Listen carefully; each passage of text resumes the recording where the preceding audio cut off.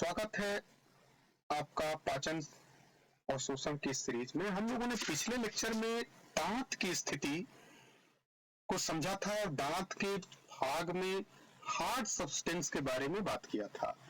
हम लोगों ने यह प्रश्न भी रखा कि हमारे शरीर का सबसे हार्ड सब्सटेंस कौन होता है। तो हम लोगों ने हार्ड सब्सटेंस एनामल को कहा और उसकी कठोरता के पीछे कारण क्या था, इस पर भी हम लोगों ने समझा था। आज हम लोग यह समझने वाले हैं कि आखिर यह इनेमल की ओरिजिन क्या होती है। इनेमल की ओरिजिन, ओरिजिन यानी कि उत्पत्ति। तो प्यारे बच्चों, इनेमल की ओरिजिन इक्टोडर्मल होती है। एनामल की ओरिजिन क्या होती है? इक्टोडर्मल।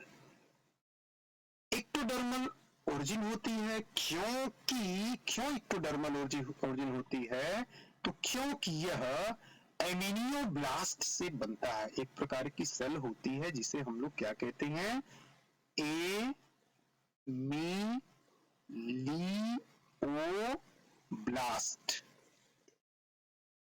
इसकी ओरिजिन इनेमल की इक्टोडर्मल होती है। और इक्टोडर्मल क्यों होती है? तो क्योंकि यह एमिलियोब्लास्ट से यह बना होता है।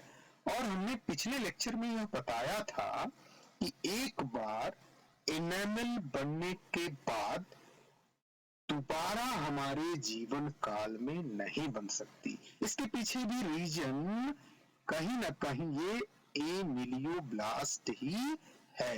कैसे है? तो इसके लिए हम लोग यह जाने कि जो एमिलियोब्लास्ट होता है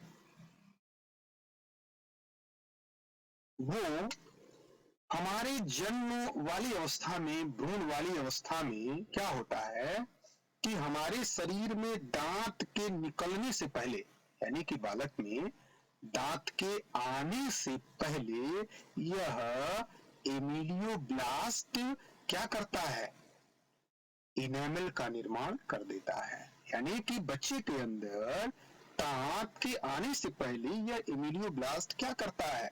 बच्चे के अंदर इनेमल का निर्माण कर देता है।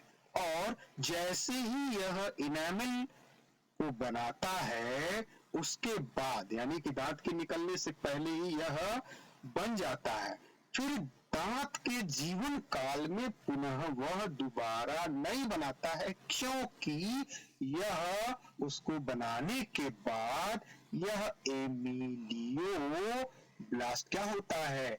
नष्ट हो जाता है। तो प्यारे बच्चों, यहाँ हमें समझ लेना है कि यह जो इनेमल का जो पॉलिश होता है वह सिर्फ और सिर्फ हमारे जीवन काल में सिर्फ एक बार बनता है। और उसको बनाने वाली जो सेल होती है उसे क्या कहते हैं? तो उसे एमिलियोब्लास्ट कहा जाता है। यह पूरा इनेमल हमारे जीवन काल में, यानी कि दांत के निकलने से पहले ही इनेमल बन जाता है। ठीक है? और उसके बाद यह नष्ट हो जाता है। फिर हम लोग आगे अपने नेक्स्ट वीडियोज में यह जानेंगे कि एमिलियोब्लास्ट के नष्ट हो जाने के बाद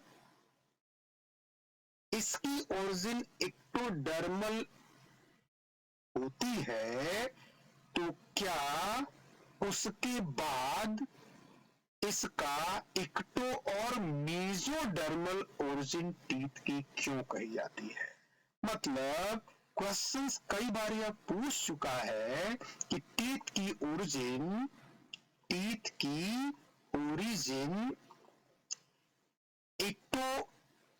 इक्टो मीजोडर्मल होती है। इक्टोमीजोडर्मल होती है, क्यों? प्यारे बच्चों, यदि आप इसका आंसर जानते हो तो आप कमेंट्स बॉक्स में लिखो और बताओ, नहीं तो हम लोग नेक्स्ट वीडियोज में जानेंगे कि इक्टोमीजोडर्मल दांत की ओरिजिन क्यों होती है, इक्टोडर्मल क्यों नहीं होती। तब तक के लिए धन्यवाद।